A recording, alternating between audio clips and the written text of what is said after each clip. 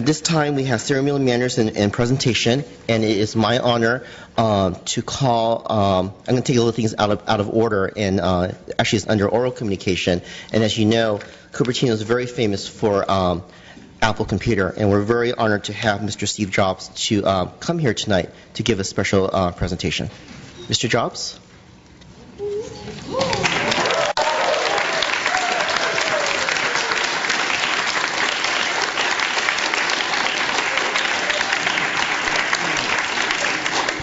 Welcome, Mr. Jobs. It looks like you have a fan club here. Thanks, yeah. Thank you.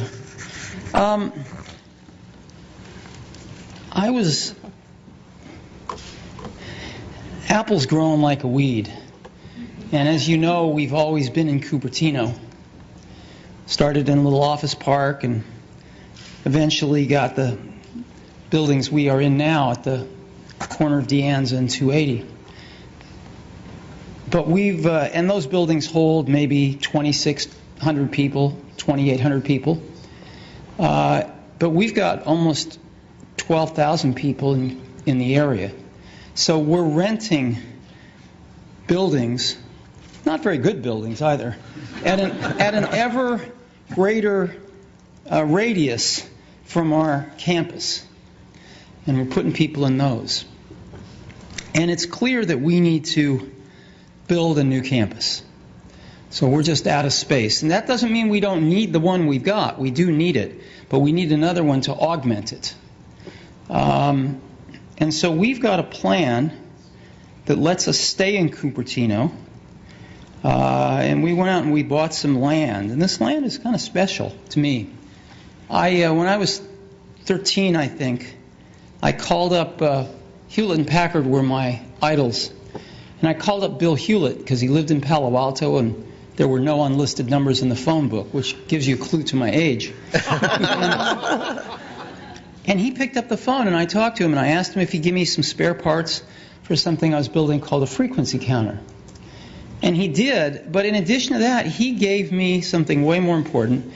He gave me a job that summer, a summer job at Hewlett Packard, right here in Santa Clara off 280, the division that built frequency counters.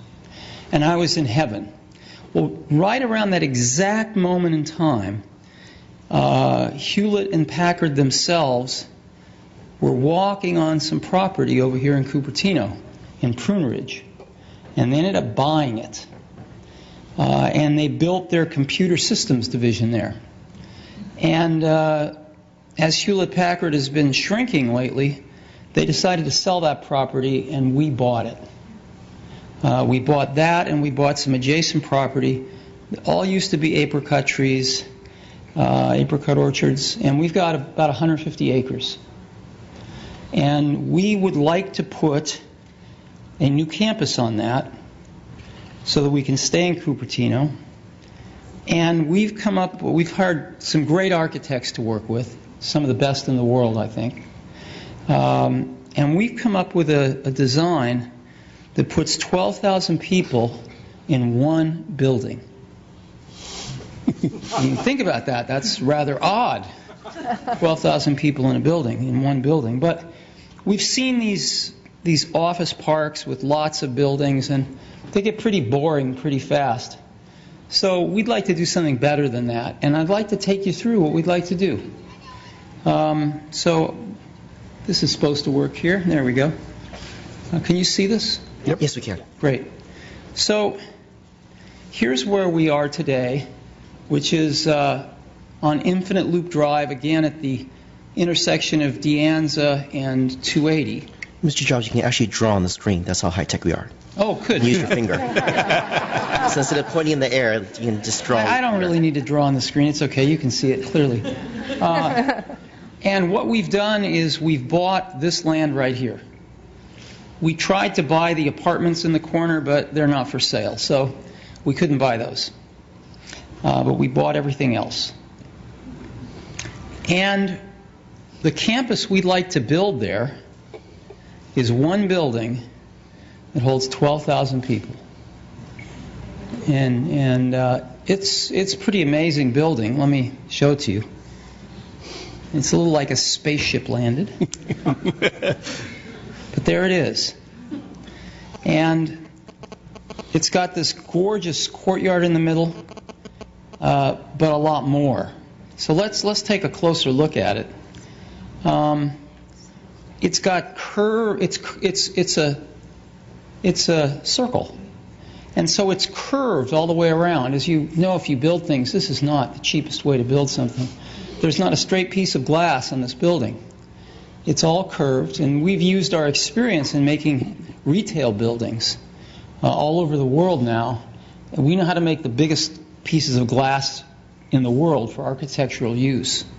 And we want to make the glass specifically for this building here. We can make it curved like this all the way around the building. And you can see what it will look like. It's pretty cool. Again, today, about 20% of the space is landscaping. Most of it is a big asphalt parking lot, several big asphalt parking lots. So 20% of it is landscape. We want to completely change this, and we want to make 80% of it landscape.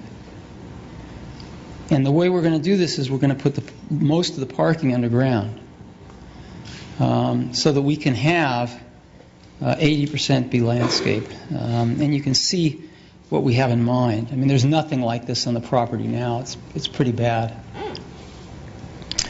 Today there are 3,700 trees on the property. We'd like to just almost double that.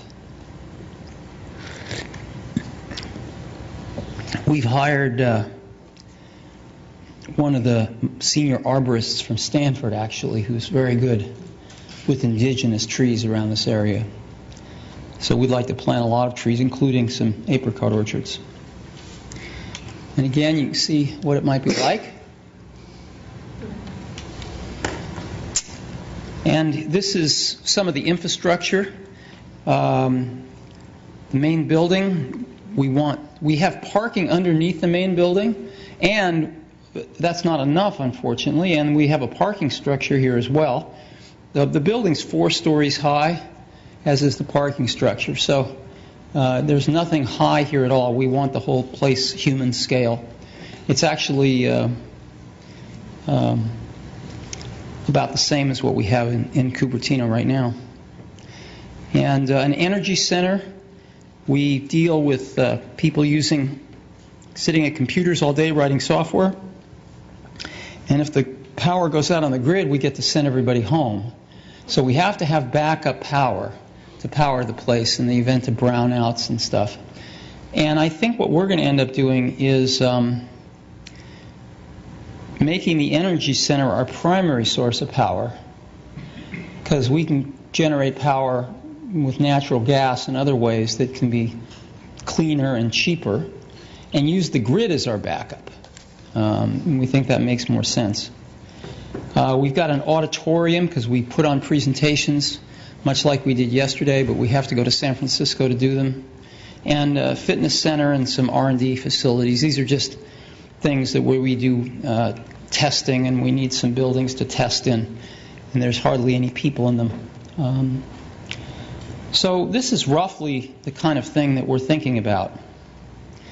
And we're thinking about 12,000 people. I put 13 on the slide just because we may get a little luckier than 12,000. So we're up roughly 40% in people versus what the site has been used for already. And